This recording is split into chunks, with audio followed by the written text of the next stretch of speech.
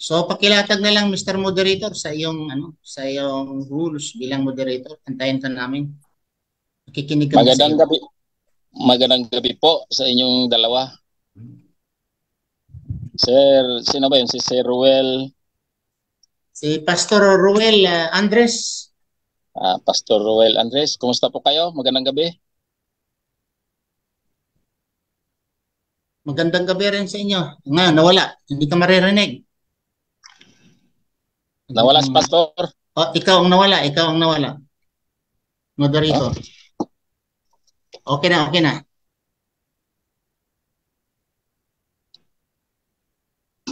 Yan, okay na. Okay na. Oh. Okay.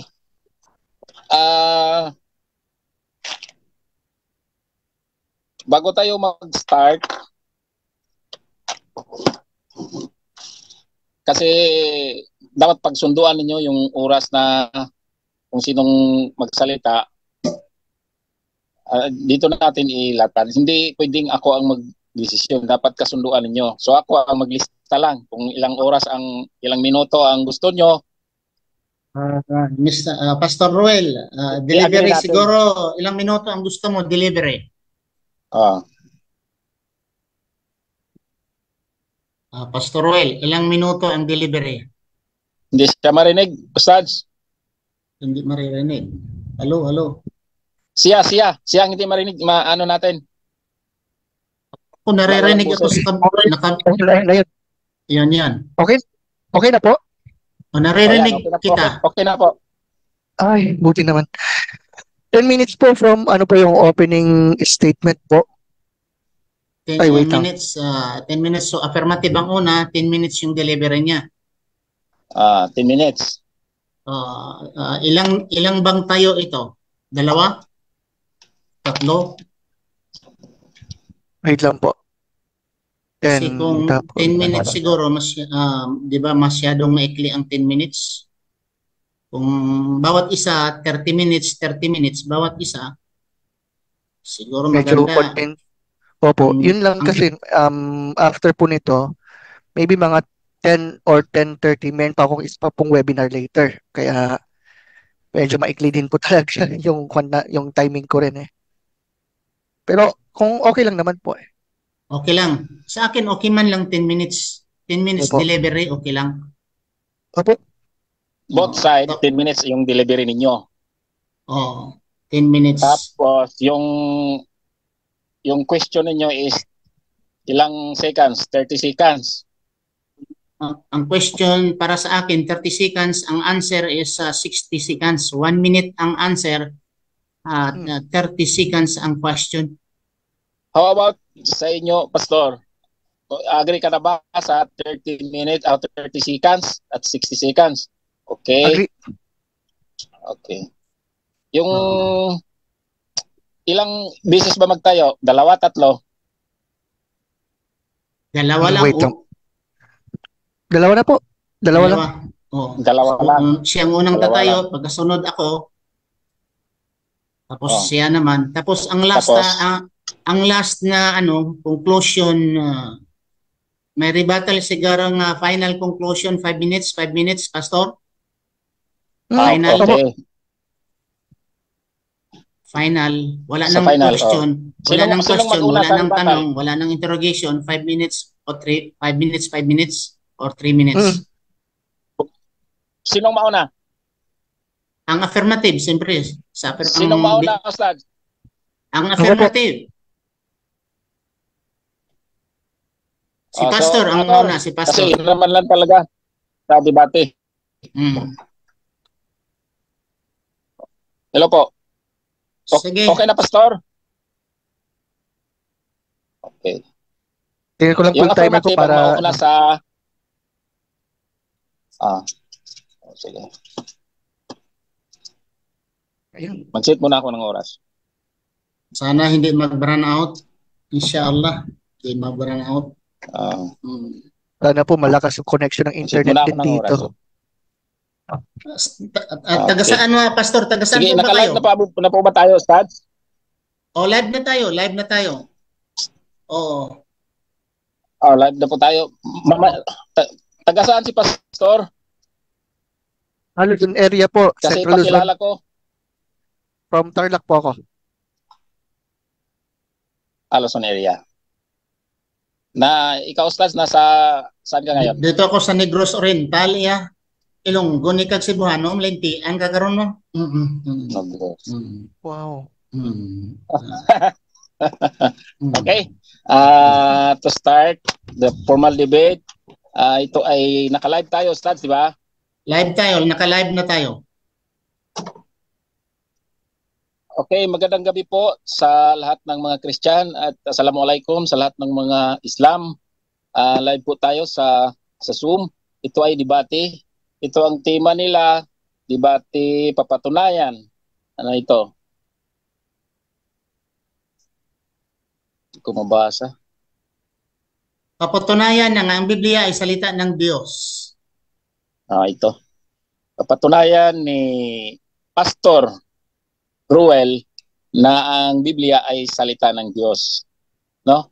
It's ang affirmative side natin si Pastor at ang negative side natin ay si Ustadz Ibrahim from Negros. At bago sa lahat, magpakilala po ako sa inyo. Ako ay si Mr. Jiri or kilalang Gerardo Matulak. Nagmumoderate. Mga siguro 5 beses na ito nagmumoderate ako. At paalam ko sa lahat na ito ay walang kakampihan, no? Both side, kaya nagiging moderator ako at hindi rin ako na ako ang magiging moderator ninyo, kundi ini-invite lang din ako. Hindi ako nag-present na mag-moderator ako. Okay? Sige. Para maka-start na tayo, nakaset na ang time. Ito na para sa lahat. Ito ay 10 minutes para sa deliberation ni Pastor Ruel. At then, ganun din kay Ustadz Ibrahim, 10 minutes at saka may 30 seconds para sa question. At sasagutin naman Sandali ng lang, moderator. Time out muna. Yes. May tanong ako. Yes, Ustadz. Mga Yes, Ustadz. 5 questions sa 30 seconds na tanong at 60 seconds na sagot. Ito, may 5 question lang tayo. 5 questions. 5 times lang question. Payag ba tayo si Pastor Ruel nga 5 questions? Okay. So ang ano ko dito, reminder lang po, no, sa both side, bawal sa atin yung mga personal na medyo bad para pakinggan sa ating publiko dahil nasa media po tayo. Katulad ng, siguro alam na ninyo yan, kaya lang reminder ko lang, kaya sinabi kong reminder kasi alam kong sanay na kayo dyan. Pero kasi yung emosyon natin kasi kung minsan hindi natin matitigilan, alam nyo na kung katulad ng wala kang pinag-aralan, wala kang bobo ka, katulad ng ganyan. So alam nyo na yan, kailangan hindi marinig yan sa publiko natin sa media. Makakaasa po ba tayo sa lahat ng mga nanonood? Okay, Pastor. Maasa po kayo, sir. Makaasa po kayo sa akin. Okay. So, Yes, sige, mag-start tayo. Sa affirmative side, walang iba kundi si Pastor Ruel. Start na, Sir Pastor. Okay. So, it's a blessed night to all of us. Pangalan ng ating Panginoon, and thank you po sa lahat po ng mga viewers po natin. And thank you po kay Mr. Ibrahim for this conversation na nagkaroon po tayo ng opportunity na magkaroon po ng ganitong discussion. At this point, ang ating ipepresenta dito ay kung bakit ang Bible ay may sabing inspired by God o yun nga, ay Word of God, at ito rin ay reliable. Kasi not only the fact na ipepresenta po natin dito yung mga claims why the Bible is inspired, kundi pati yung mga evidence na nagpapatunay dyan inside the Bible itself and also outside of it. So, sama po natin yung iba pang mga evidence dyan. So, kung titingnan po natin, why should we trust the Bible? What does it mean for the Bible being inspired? And also, syempre, kung meron po tayong time, maaari po nating isingit po dito ang mismong testimony po ng Quran concerning to the Bible na siyang isasama po natin. At kung meron po tayong time, dahil maikli lamang po yung time natin, yung mismong sinasabing dilemma. But for the meantime, why should we trust the Bible. Una po sa lahat, kung titingnan po natin kung ano bang pagiging inspired nito, unahin po muna natin to, no? First and foremost, what does it mean for the Bible being inspired by God? So first and foremost kasi, lagi po natin narinig po yung sinabi ni Apostle Paul na all scripture is breathed out or inspired by God and profitable for teaching, for reproof, for correction, and for training in righteousness, that the man of God may be complete, equipped for every good work. So, tingnan po natin yung mga point dito kasi sinasabi all scripture is breathed out by God. Ibig bang sabihin yung parang yung libro na mula sa langit, ibinaba dito? Actually, not so much. Kasi po kung titingnan po natin, yung Greek word na theopneustos, na ibig sabihin, breathed out by God. So technically, God excels rather than inspire the text. In other words, siya ang source, ang Diyos ang source behind all scripture. Pangalawa, notice that God inspires scripture, not the authors themselves. This necessary distinction. Bakit? God's inspiration extends to the final product of scripture itself, not the human author's day-to-day life. Ibig sabihin, ang mga may akda ay masasabing fallible. Pero yung sinulat nila na siyang pinipinpoint na mensahe mula sa Diyos na nakasulat sa scripture, sa Biblia, ay may tuturing na inspired mula sa Kanya. Bukod po rito, kung titingnan po natin, some have erroneously taught that inspiration only extends to the parts of the touch of faith and morals. But that is not what Paul writes. Nung sinabi niyang lahat, lahat. So kung titingnan natin, biblical authors affirm inspiration. Exodus 17 verse 14, Jeremiah 1:9, even Hosea chapter 1 verse 1, Ezekiel 1:2-3. Makikita po natin yung pinipinpoint na the word of the Lord. The word of the Lord, the word of the Lord. Siyempre, kahit yung New Testament, ipinapahayag din yung pagiging inspired scripture nito. Like halimbawa na lang, Acts 3:18, Acts 1:16, Mark 12:36, Matthew 1:22. So, when Paul writes that all scripture is breathed out by God, siyempre, pati yung New Testament ay nakasali na doon. Ngayon, kung titingnan po natin mismo yung evidence nito, sige, pagbibigay na po tayo ng evidence dito. For example na lamang, let's say, yung New Testament accounts na lang. For example na lang, let's say sa Gospel accounts, Matthew, Mark, Luke, and John. So kung matatandaan po natin yung ilan sa statements ng ating mga kaibigan na mga Muslims, and even our atheist friends as well, they are saying na ang Gospel account ay sinulat lamang ng mga anonymous writers o kaya ito po ay late. Tapos meron sila sabi na meron pang marami-rami pang quote-unquote Gospels daw.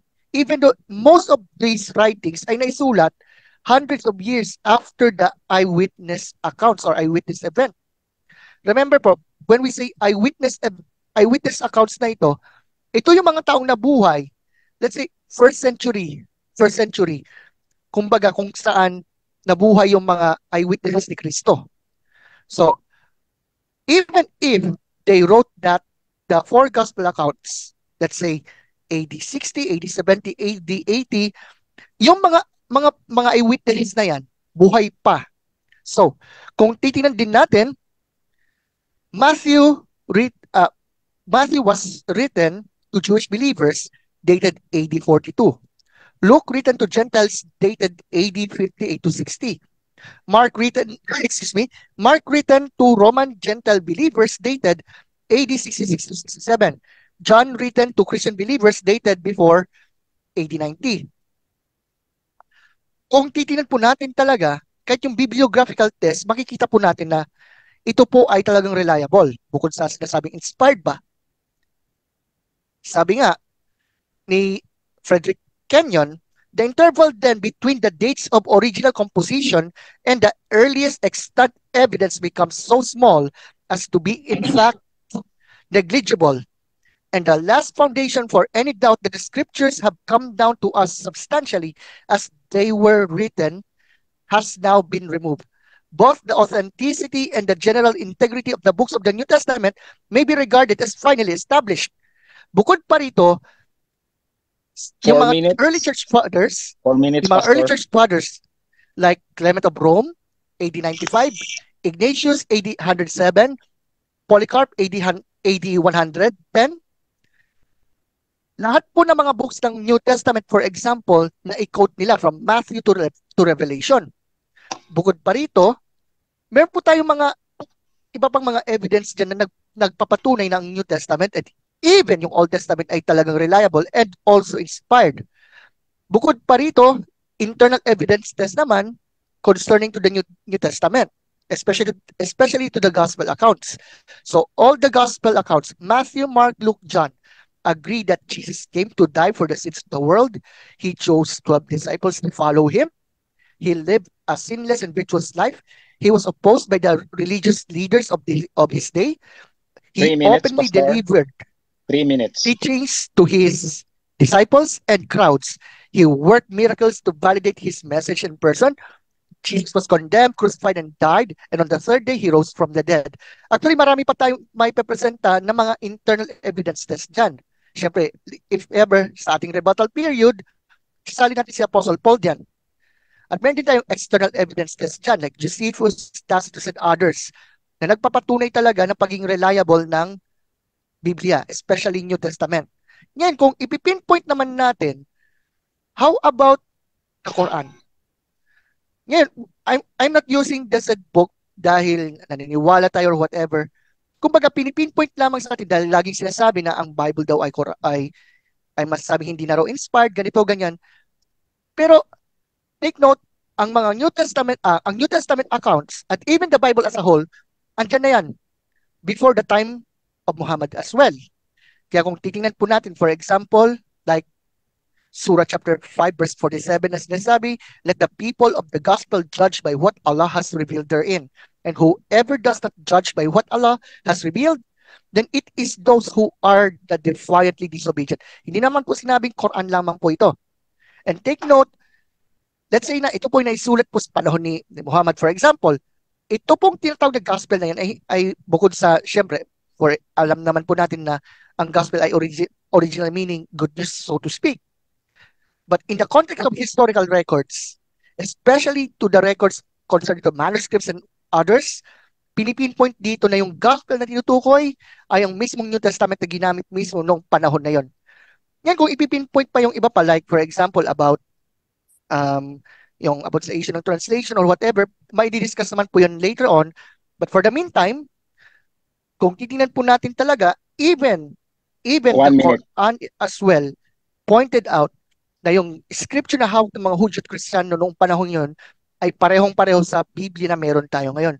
So, kung titingnan po natin, kahit anuman mga evidence dyan na makikita po natin, we have good reasons to believe that the Bible is God's word and is also reliable. Later, sa mga questions na yan, ipipinpoint yung tungkol sa kung ano man mga objections. But anyway, may pipinpoint naman natin ito. So, that's all for now. Maraming salamat. Okay. Maraming salamat po, Pastor Ruel. May 15 seconds na tira. Pero magandang kasi natapos mo hindi pa ang 10 minutes. So, ngayon, sa question and answer muna tayo. Sige, oras tayo muna, Ustads Ibrahim. Okay, sige.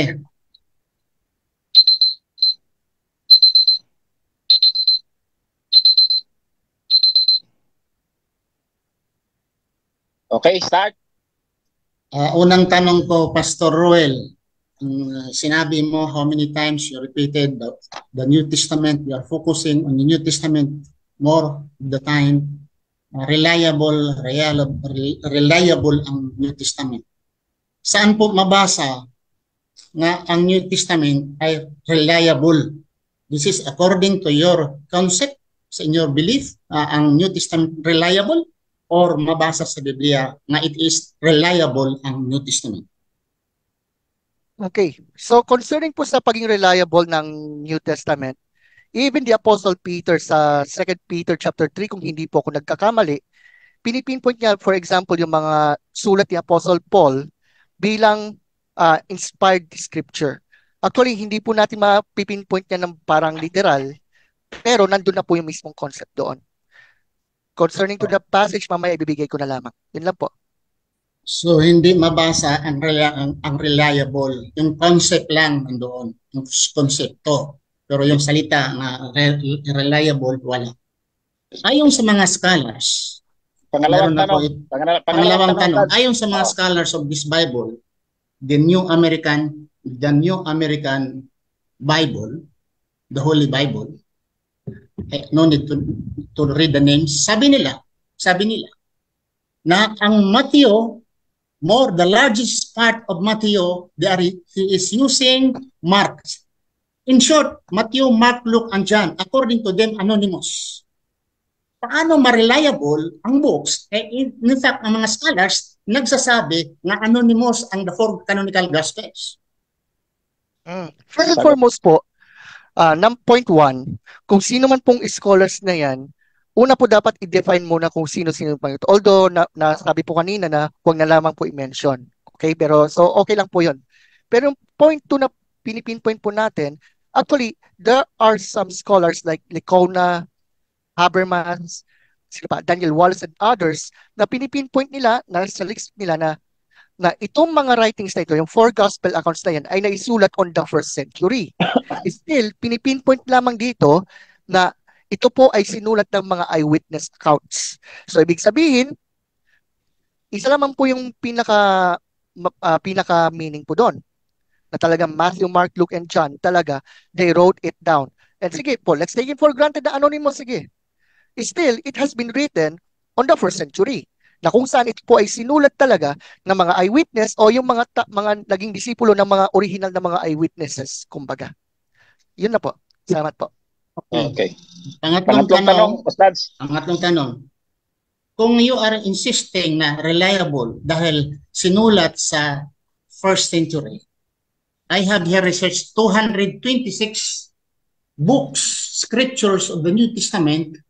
Out of 226, only 27 accepted during the canonization. The final canonization, 400 AD. If all the scriptures inspired, why out of 226 scriptures, only 27 accepted? If it all inspired. Okay. Okay, Pastor. Pardon lang po, pakiulit po yung tanong, Sir. Sabi mo kanina, written by the 1st century, ang mga aklat, so reliable. You are talking maybe the New Testament, the 27 books. Alam mo ba during canonization, the final canonization in 400 AD, there were 226, in my research, 226 scriptures or books of the New Testament, only 27 were accepted. If all reliable, bakit na-reject ang almost 200 books of the New Testament? Okay. Bakit 27 lang ang tinanggap? Okay, sagot, Pastor. Okay. Kung ang tinutukoy po na so-called 200 books na yan ay mga Gnostic Gospels na yan, actually may isang reason kung bakit po na-reject. Ito po ay hindi po sinulat ng mga original eyewitnesses like Matthew, like John, like Mark, and the rest of them. Kumbaga, kung tinutukoy dito ay mga gospel writings like yung quote-unquote Gospel of Peter, Gospel of Judas, Gospel of Thomas, or whatever, actually kahit yung mga, kasi nabanggit lamang po yung mga scholars po kanina, they presented the fact na yung mga Gnostic Gospels po na tinutukoy ay mga forgeries, written hundreds of years after the event. They were certainly not written by the people whose names are associated with them. And then, they were certainly not written by eyewitness either. So kung tungkol naman sa canonization, bakit 4th century? Kasi yung mga Christians po noong time na yun, from 1st to 3rd century, ay may tuturing na persecuted minority. 10 seconds na lang, Pastor. Okay. Okay, sige. Yun lang po, naman po yung aking may sasagot po dyan. So yun na po yun. Salamat po. Okay, salamat.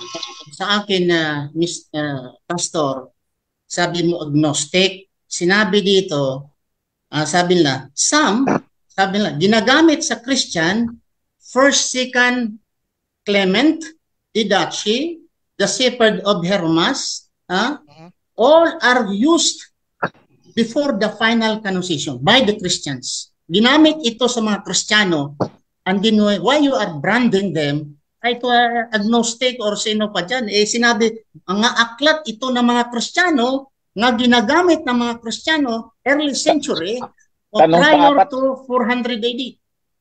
Pang-apat na tanong, Stads. Pang-apat na tanong. Yung pang-apat na yun. Pang-apat na yun. Okay, sorry for that. So, okay na po? Okay na po. Okay. Concerning po sa sinasabi po dyan, yung manuscript evidence po kasi ang pinipinpoint po natin. Okay, they have used those books, but it doesn't mean na ito po ay maituturing po na, let's say, inspired or what. Kasi po, ang pinipinpoint po natin dito, yung manuscript evidence din.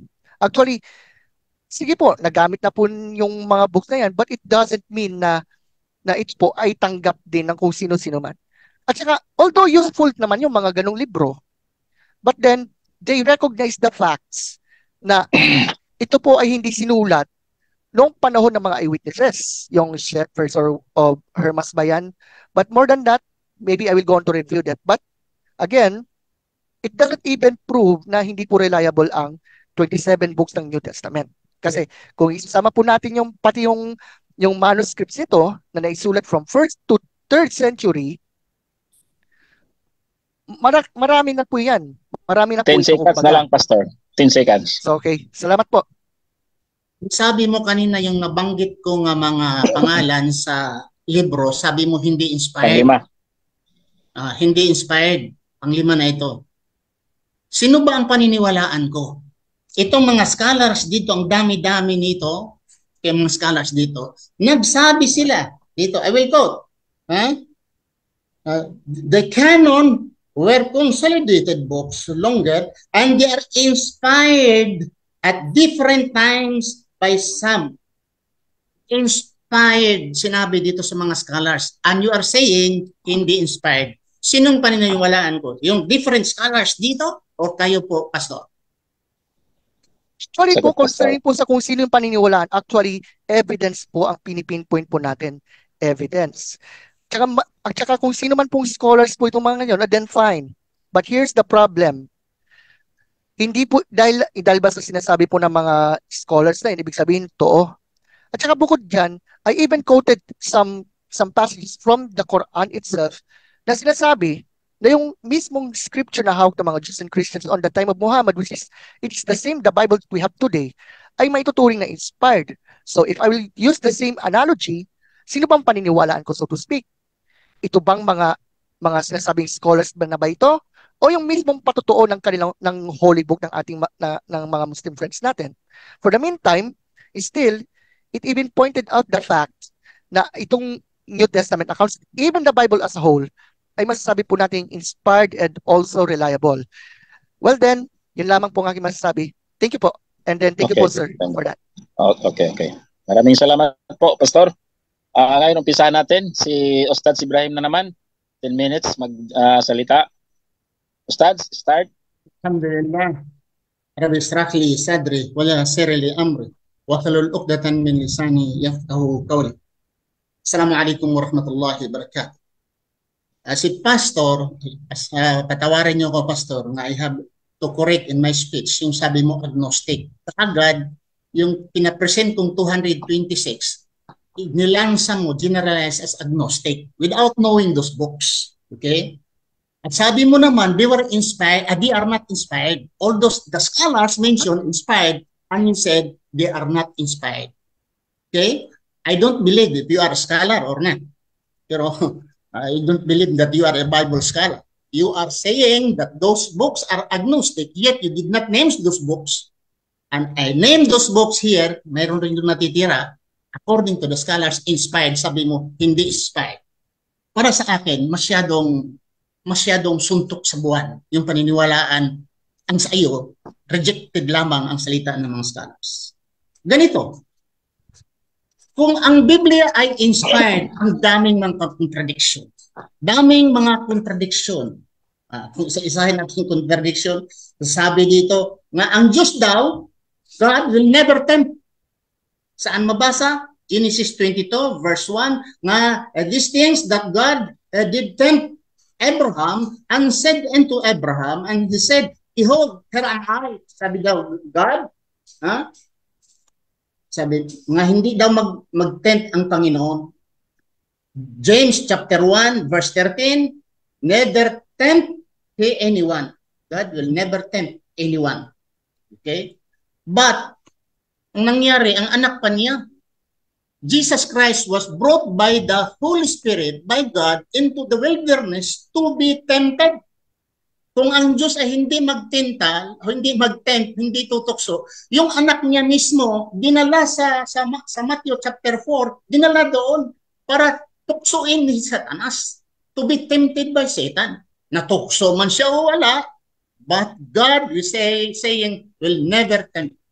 But why He tempted? Ang Diyos, ang daming mga contradiction, mga for adult story, pornographic stories. Pornographic stories. Example, si Lot.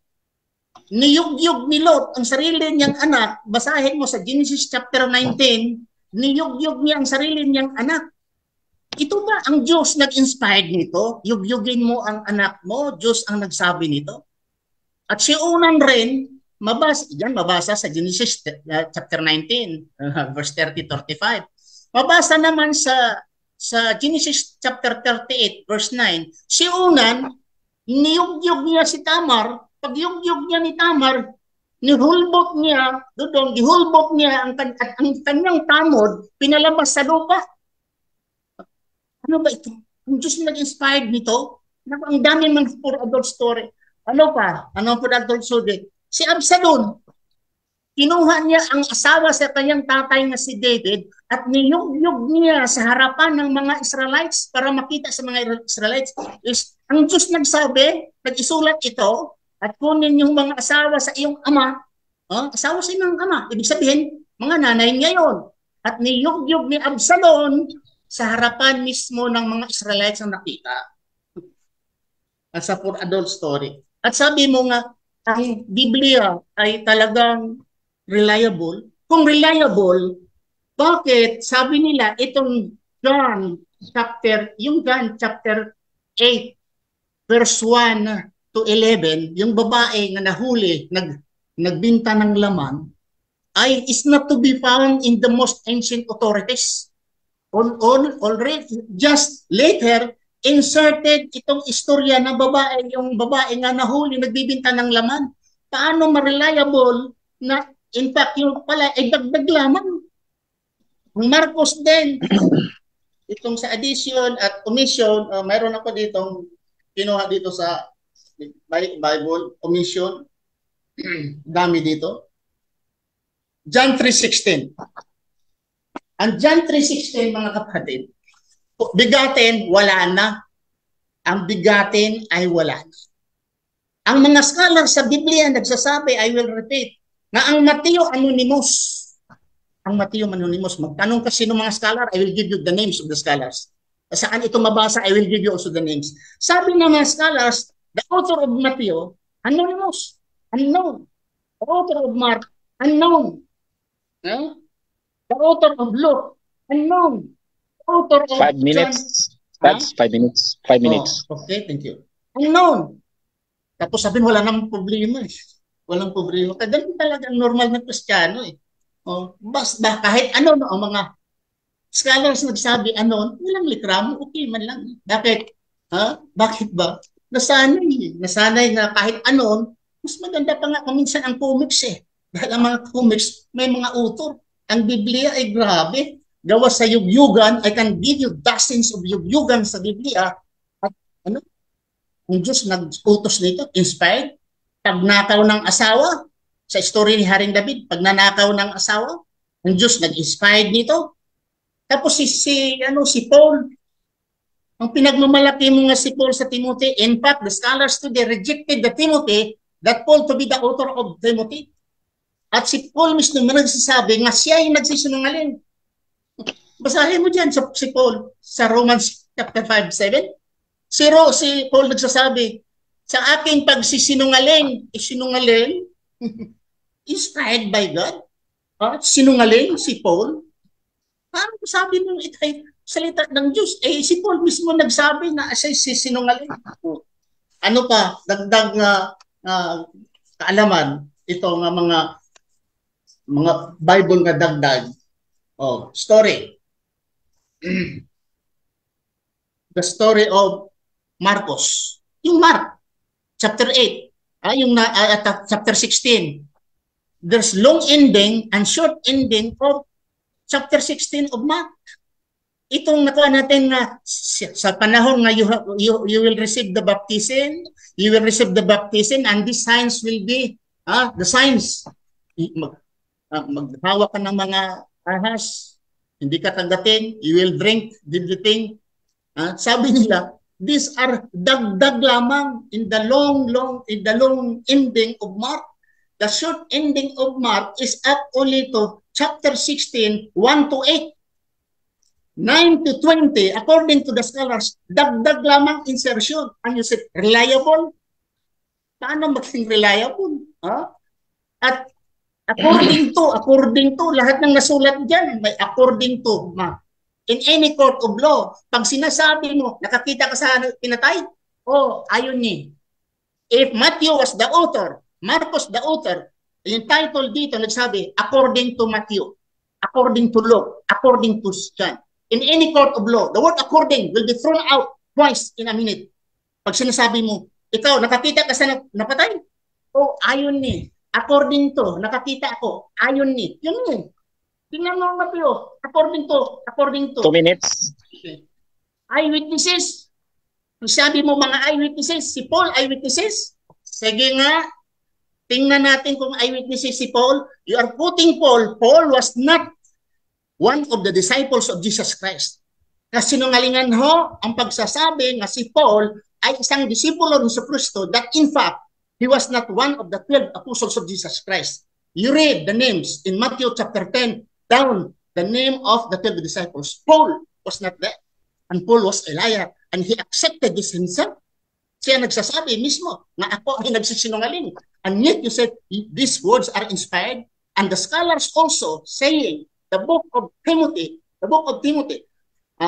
Timothy particularly, sabi niya, it's not written by Paul. Marami pa dyan, Thessalonians, Colossians, Philippians, hindi ito kay Paul. Hindi ito kay Paul. Out of 13 books, the so-called tradition of Paul, na si Paul ang nagsulat, sabi nila, 7 lamang ang nandyan sa kay Paul hindi. So sa pagsabi nga, reliable, paano ma-reliable ang mga libro nga di hindi alam ang mga authors? According to. At mismo ang mga scholars of the Bible, I have this Bible, silang nagsasabi, Matthew, Mark, Luke, and John were anonymous. Thank you. Okay. Tapos na, Sads? Tapos na. Okay. Maraming salamat po. Mayroon pang natirang 13 seconds pero mas maganda. Okay. Tapos na agad. No? Maraming salamat po. Start tayo sa tanong. Galing kay Pastor Roel. Pastor? Okay po. Narinig po ko? Yes po. Dinig po. Okay. Thank you po. So first question ko po ay ito. So kasi po nababanggit po ng ating maginong pong kausap yung mga sinasabi niyo pong scholars. So ito po yung tanong ko po. Yamang nabanggit yung mga sinasabi ng mga Bible scholars. Can you name only one scholar from those scholars na na-mention niyo po kanina? Yan lang po. Okay.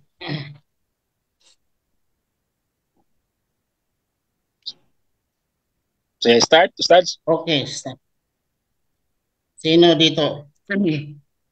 Sa mga scholar dito, ang nabanggit, si Stephen Hart Degen, James Cardinal Washington, Reverend Daniel Pilarchi. Dami dito. Ang banggitin is about, I think, 50 scholars itong nagsasabi dito. And finally, mayroon dito si John Cardinal Hinan. Itong libro na ito is copyright 1987 by Thomas Nelson Incorporated. At dagdag pa dyan, si Dr. William Wood nagsasabi na the Pentateuch not authored, majority authored by Moses. Meaning time na minority is start. not authored by Moses. Time na At start. nandyan din si Dr. William Wood. Okay. Time na, Sarge. Okay. Pangalawang tanong ni Pastor. Okay po. So next question po ay ito.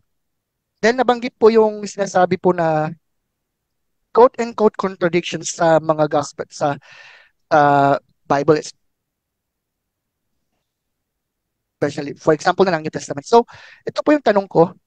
Can you define the word contradiction? Yun lang po. Okay. Ang ibig sabihin ng contradiction, mga sentences, mga salita nga nagbanggaan, nagkontra ba? Nagkontra. For example, para nalalaman, Mateo sabi na, Ili, lama sa baktani, yung namatay ng si Kristo. Sa Marcos, Eloi, lama sa baktani, si Kristo, ilunggo. Tapos sa isa naman sa Marcos, sa Lucas naman, my Father, I commit my spirit. At sa John naman, sinabi John, it is finished. Patay siya. Nagbanggaan ho. Saan ba talaga ang tunay na salita ni Kristo the last minute? Ili, Eloi, Father, or it is finished? Okay. The last words, appearance of Jesus Christ. Pastor, pangatlong tanong. Okay po. So, ang next question po ay ito. Nabanggit po yung sinasabi niya ng mga quote-unquote karumal-dumal or whatsoever na mga stories from the Bible. Yun na, nabanggit po si Luke, Lot, or Absalom and the rest of them. Ito po yung tanong ko. Ito po baga ay naipresenta ng may paglalarawan o descriptive o ito po ay inutos talaga ng Diyos para sa mga sumasampalataya o sinasabing prescriptive? Kumbaga, descriptive po ba ito o prescriptive or what? Yun lang po. Ang salitang prescriptive at descriptive, Pastor, nandyan lang sa utak ng mga Kristiyano, pero wala sa Biblia. Ang nasa Biblia, sa 2 Timothy chapter 3 verse 16, ang nasa Biblia, all the scripture are inspired by inspiration, by correction, by etc. Inspired. Ang nasabi sa Biblia ay inspired. Therefore, all scripture are inspired by God. Alakip na ho. God inspired Lot. Yugyugin niya ang anak niya. At si Onan, pag magyugyug siya kay Tamar, ipalabas na niya ang kanyang bini sa lupa. God inspired because you are saying, putting all scripture uninspired. Descriptive, prescriptive, nandyan sa utak ng mga Kristiyano. Wala sa Biblia. Okay. Pang-apat na tanong, Pastor. Okay po. Next question. Pang-ilan na po? Pang-apat na po? Pang-apat na po ito. Okay. So, sinabi po kanina na hindi po si Apostle Paul ang nagsulat ng, I think, 2 Timothy po yata o 1 Timothy kung hindi ako nagkakamali. So, what is the evidence or what is the piece of evidence based on the said study po na nabanggit po na nagpapatunay po dyan? Kung ano man ang ebidensya nila, hindi ko na hinahalungkat. Basta ang mga scholar nagsabi, after this, doubtful ikaw sa aking sinasabi nga hindi si Paul ang author sa 2 Timothy, you make a research. Pero ano ang mga ebidensya nila, wala na po ako. Dahil debate po natin ito. Ako lamang nagpapatunay na ang mga scholars nagsabi na ang 2 Timothy at hindi si Paul ang nagsulat. Disputed, sabi nila. Okay. Panglimang tanong, Pastor. Okay. Lastly po, sa presentation ko po kanina, ipipinpoint ko lang yung sinabi ng, let's say for example, Surah chapter 5 verse 47 na kung saan sinasabi, let the people of the gospel judge by what Allah has revealed therein. And whoever does not judge by what Allah has revealed, then it is those who are defiantly disobedient. Pa-focus po na ako doon po dahil po si Mr. Romas po ay talagang maginoo po naman ng kausap. So thank you po doon. So ito po yung tanong ko po kung okay lang po. Ano po tong people of the gospel na ito at ano tong sinasabi na let the people of the gospel judge by what Allah has revealed therein? Ito po ba ay tumutukoy po sa isang book or what is it po? Okay, very clear sa Quran ang sinasabi ng Allah, ang sinasabi ng Allah, woe to them fawailun lil ladina yaktubuna alkitab bi aydihim thumma yaquluna hada min billah. لِيَشْتَرُوا بِهِ ثَمَنًا قَلِيلًا. Woe to them who write the book by their own hand and say this is from Allah for a little profit. Ang sinasabi diyan, kung you are using the Bible, sorry ho, what we believe in, the Torah written by Moses or by Allah, the Injil, the Sabur, pero yung hinawakan mo nga Biblia, Genesis, Exodus, Numbers, Deuteronomy, etc., hindi po yan ang tinatawag na Torah.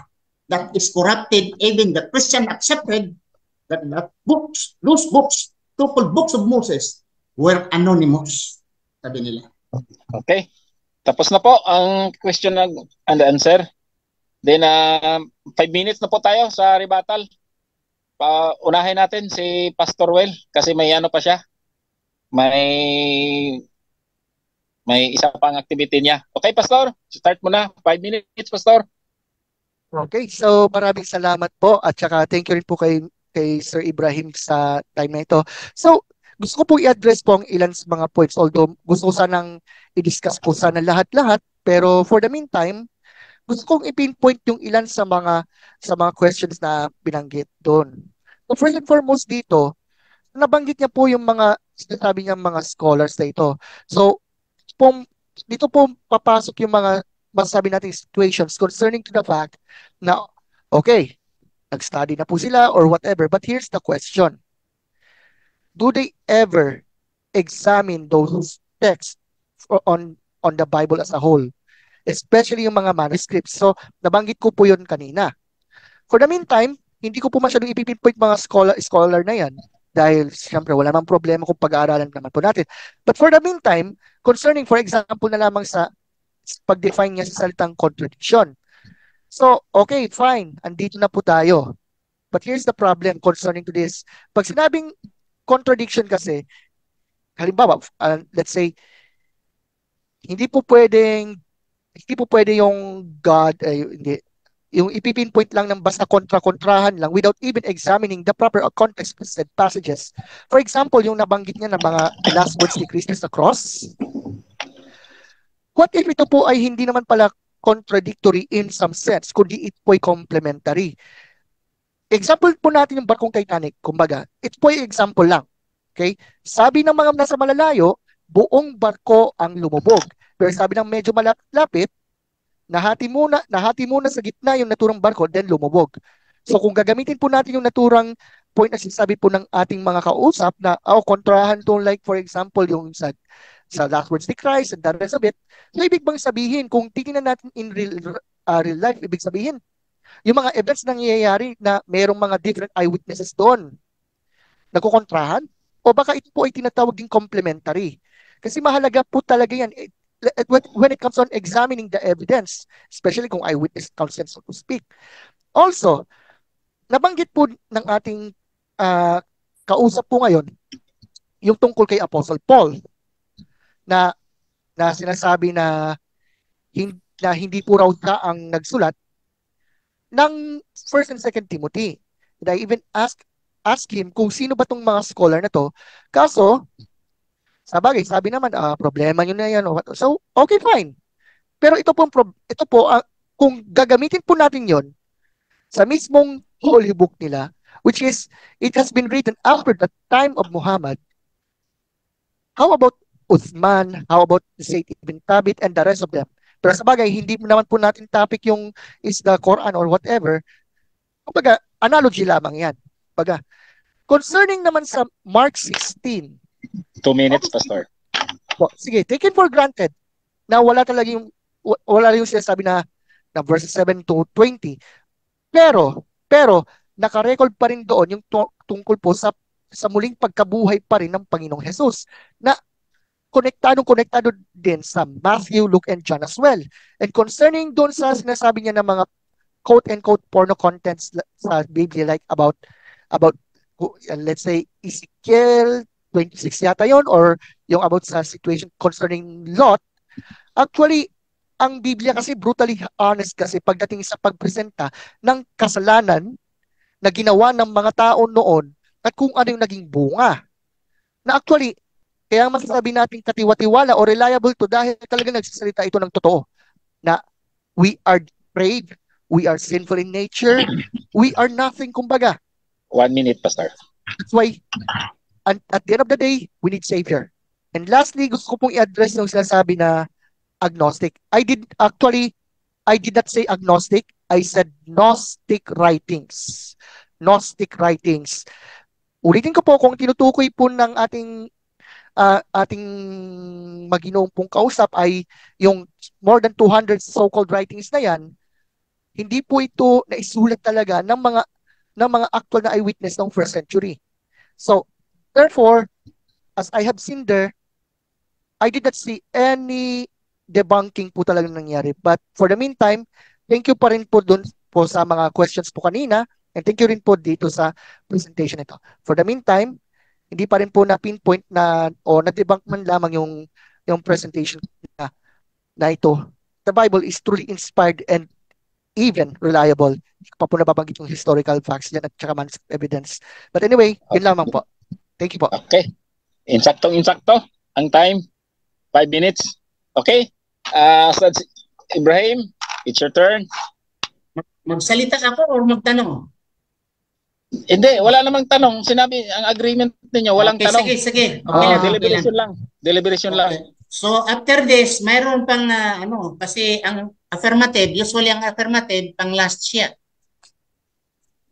Mayroon pang 3 minutes siguro. Pa po, diba? May conclusion pa po, di ba? May conclusion pa, di ba? May conclusion. Ito, rebuttal lang ito. Okay. Rebuttal. Okay. Thank you po. Sige po, kayo na po. Okay. Maraming salamat po, Pastor Ruel. Ang sinasabi mo nga, brutally, totoo kasi ang Biblia. Brutally, ang Biblia ay talagang nagsasabi sa katotohanan. Palagay ko, hindi po kayo nagbabasa ng story of Lot. Ang story ni Lot, bakit yung mga anak, 2 babae, ang pinilit nila, ginahasa nila ang tatay nila, nilasing nila ang tatay nila, dahil according to them, there are no men on earth to marry us. So you will agree na totoo yun? You agree na sila ay nagsabi ng totoo? Dahil sabi ka, brutally totoo kasi ang nasulat. Kasi kung nasulat dyan, kasi totoo Paanong totoo? Na si Abraham, pamangkin niya si Lot, at sabi nga ni Abraham, Lot, kung magpili ka sa kanan, ako sa kaliwa. Kung dito ka sa kaliwa, ako sa kanan. And Lot, he chooses Sodom and Gomorrah because of the greenish pasture. Okay? Di iniwanan ni Lot si Abraham at ang sinunog Sodom of Gomorrah, then nandoon sila sa kuweba at pinainom ang tatay at niyari ang tatay, nirape, ginahasa ang tatay. Bakit ginasa? Without the consent. Nilasing nila ang tatay. Dahil ayon sa kanila, wala nang tao sa mundo. Ang sabi mo, totoo yan? Naku, kulang yung kailangan mo sa pagbabasa. So, another thing, kung dito tayo sa Biblia, na reliable, paano maging reliable? Na after the creation of God, God repented that He had made man on earth and it grieved His heart. Ang Panginoon ay grieved His heart at ang Diyos ay nagalit at sinabi niya, patayin ko lahat ang tao. Chapter 6, verse 6 and 7, sa galit ng Diyos, papatayin niya lahat ng tao, papatayin niya mga hayop. Naku naman, reliable. How come reliable? God didn't know in advance that Adam and Eve will commit sin. Oh, another thing. Kung si Matthew ay reliable, why he copied all the scholars today, except sa akong opponent maybe, all the scholars today, saying Matthew using the book of Mark. Majority of the writings of Mark used by Matthew. If really Matthew was the eyewitness during the incident, eyewitness, bakit magkopya siya si Mark? Nga si Mark was not the disciple of Jesus Christ, not among the 12 disciples. Si Marcos, hindi siya among the 12 disciples. Si Mateo, yes. Si John, maybe. Pero si Lucas at si Marcos, they were not disciples of Jesus Christ. And if you are saying talaga Mateo ay siya ay isang eyewitness, Hindi siya nangopya kay Marcos. Ang the word according to. No need. Scholars, kailangan mo pang scholars. Ang Mateo, according to Mateo. According to Mark. According to Luke. According to John. Is this book according, written by themselves? Hindi na kailangan ng scholars. The word according, I said, according, the word according cannot be accepted in any court of law according to. Yet, ito ang batayan sa inyong kaligtasan, mga Kristiyano. Hindi. Hindi ito. Anonymous books. Sabi ko nga, mas mabuti pa ang comics nito eh. Dahil ang mga comics, mayroon pang mga, wala pang yugyugan yata. Ang daming yugyugan dyan. I can give you dozens of yugyugan in the Bible. Ang God inspired me. So, dito ako magtapos. Maraming salamat. Okay. Subhanakallah, Allahumma bihamdika. Asyhadu an la ilaha illa anta, astaghfiruka wa atubu ilaik.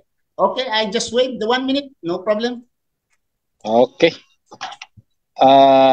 Conclusion na po tayo. So sa conclusion, ako ang una. Normally, ang affirmative siya ang last ko. Okay. Sige. Sige, i-follow natin yan. 3 minutes. Sige, 3 minutes. Okay. 3 minutes. Alhamdulillah, okay lang, ako ay nagpapasalamat kay Allah. Nagpapasalamat din sa aking katunggali. Ay talagang maginoong makipag-debate. I salute him. Alhamdulillah. Respectful po siya. Hindi po kagaya ng iba na talagang nakakuha na po ng mga magdebate na walang alam sa rules, kunwari na maalam pero wala talaga. Out of topic. Pero at least alhamdulillah itong maginoo kong si Pastor Ruel Andres, magpasalamat ako alhamdulillah. Baka hindi lang ito ang ating una at katapusan, baka mayroon kang susunod whatsoever, inshallah. At yung binanggit mo about the Quran, verses in the Quran, hindi na lang ako nagpapandon dahil hindi naman Quran ang ating discussion. Okay? So, ito lang ho ang aking masasabi. Sa lahat pong nanonood mga kapatid, sa inyong mga comment, kalmado lang tayo, relax lang tayo sa inyong mga comment, respect our opponent as Muslim, inshallah.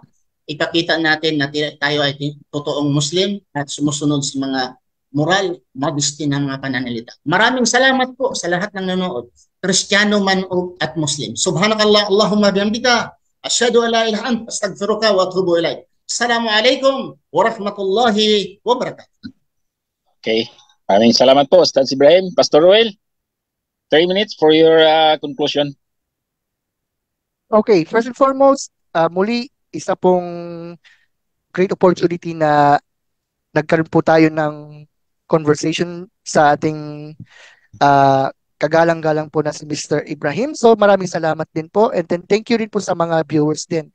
For the meantime, gusto ko pong i-end po ito by a simple point na gusto ko pong sabihin. Although gusto ko pong i-refute yung iba pa po dito, pero dahil time speeding at saka mag-focus lamang po ako sa main point. Kung ang Biblia po talaga ay reliable at inspired. Actually, most of those evidence na pinpoint natin ay talagang nagpapatunay na reliable yan and also inspired. For the meantime, gusto ko pong sabihin po sa lahat, kesyo Kristiyano ka man or Muslim or whoever you are, na timbang-timbangin po natin yung mga presentations, yung mga evidence na present, kayo pa rin po naman po ang magpapasya. Kesyo, ikaw po ay isang Christian or a Muslim o kung may mga atheists po dito na nakikinig sa atin. Kasi at the end of the day, yung evidence pa rin po ang magpapatunay dyan na tama ba yan or whatever. And lastly, if the Bible is let's say, if the Bible is inspired, preserved, and authoritative, if the Bible is reliable, yung mga words na binanggit ng ating Panginoong Jesus ay talagang to, so to speak. And then, sa lahat po ng ito, kung mapapansin po natin, itong Biblia... Time na po, Pastor. Wala na pong oras. Na? Oo. Okay na po? Okay. So, that's all for now. Maraming salamat po ulit. And thank you po sa lahat. God bless po. Jesus is Lord. Thank you rin po. Okay. Maraming salamat. Magkabilang kupunan. Very respectful. Kaya lang yung conclusion ni Pastor, medyo nawala ang conclusion. Naubusan ng oras. Opo. Sige. Pero... maraming salamat po at sa mga nanonood, pasensya na kayo. Kung may mga comment kayo, nasa ano tayo, sa tamang comment lang, no? At saka kay Ustad Ibrahim, maraming salamat po sa pag-invite sa akin na magiging moderator at salamat din sa pag-agree ni Pastor Well na ako ang magiging moderator niyo. Sa sunod ulit, kung gusto niyo